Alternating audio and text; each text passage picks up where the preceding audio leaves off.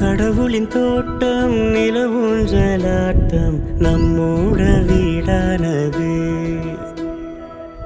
அடைமழை கூட்டம் குளிர் காயும் கூட்டம் நம்மோட கூடானது.